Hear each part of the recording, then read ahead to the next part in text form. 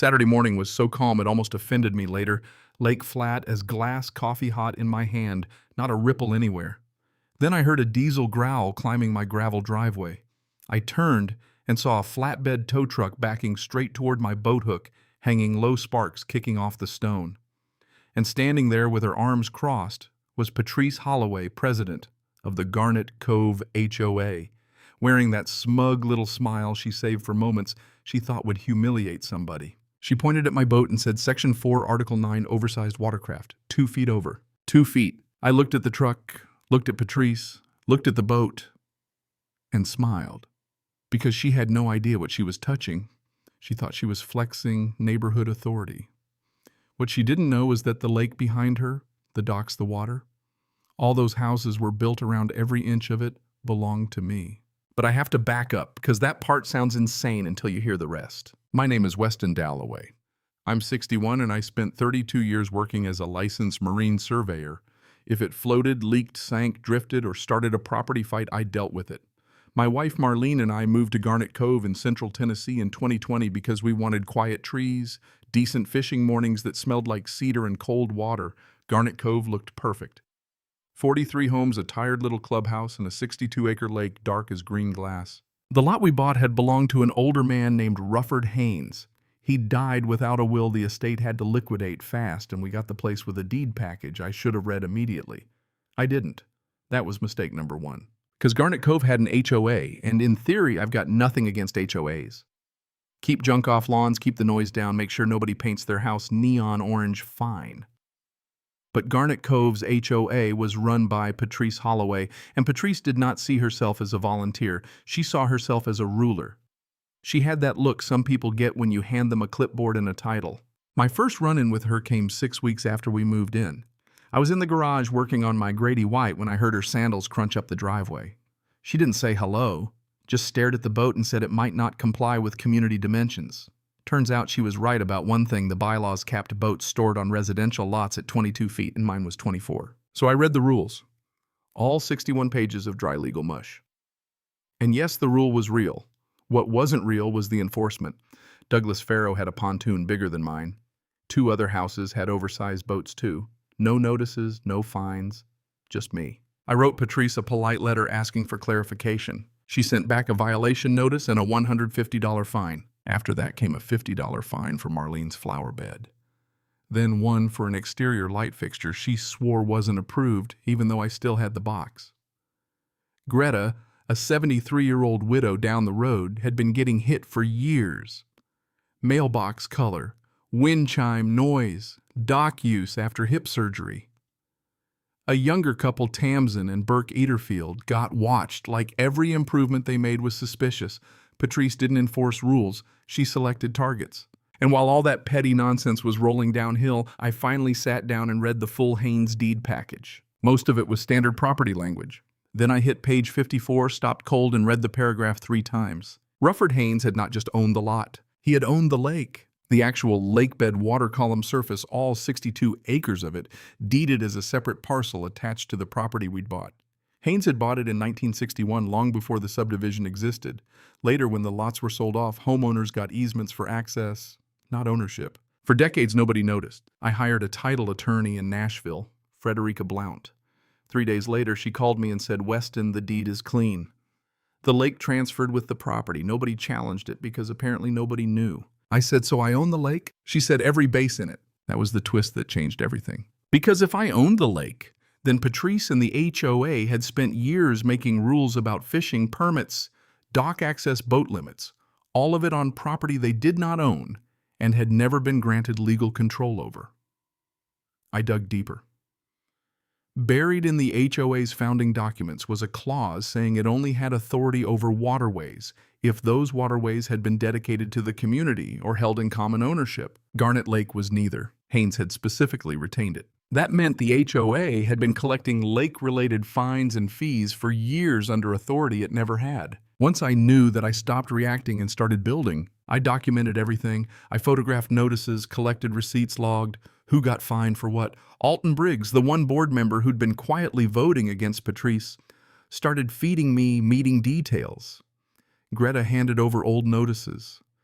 Douglas brought receipts and a level of indignation I found healthy. Tamsin turned out to be the surprise piece. She had legally recorded conversations with Patrice, including one where Patrice said she and Burke were changing the character of the community. Then Patrice got greedy. She pushed retroactive boat fines through an emergency board meeting.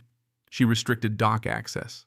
She fined Greta under a parking rule that had already been removed from the bylaws. And then, just when I thought she couldn't get dumber, she hired the tow truck. The first time she tried it on a Friday evening, I stopped it. The driver showed me a work order printed on HOA letterhead authorizing removal of my non-compliant watercraft. I called Frederica from the porch. She told me the HOA couldn't tow personal property off private land without a court order, and if they'd touched the boat, we'd have a much bigger lawsuit. The driver backed off and left. That should have been the warning shot. Instead, Patrice kept escalating, so while she was still sending notices and stirring up nonsense online, I was doing the boring work that actually wins fights. Certified copies of the deed, full title history, a formal survey proving the HOA's dock extension encroached 40 feet into my lake parcel, legal packets for the board, a quiet title action ready to file, a restitution claim drafted for unlawfully collected fees. By the time Frederica and a second attorney finished the numbers, the HOA had taken about $34,000 in lake-related fines and permit fees over the last 12 years. And then we waited for the annual community meeting in December. That morning was cold enough to leave frost on the dock planks. The clubhouse was packed, bad coffee, old carpet people sitting straighter than usual because everyone knew something was coming. Patrice sat at the front, acting composed, moving through the agenda like she could outrun what was headed for her. Budget review, landscaping, contract routine, business.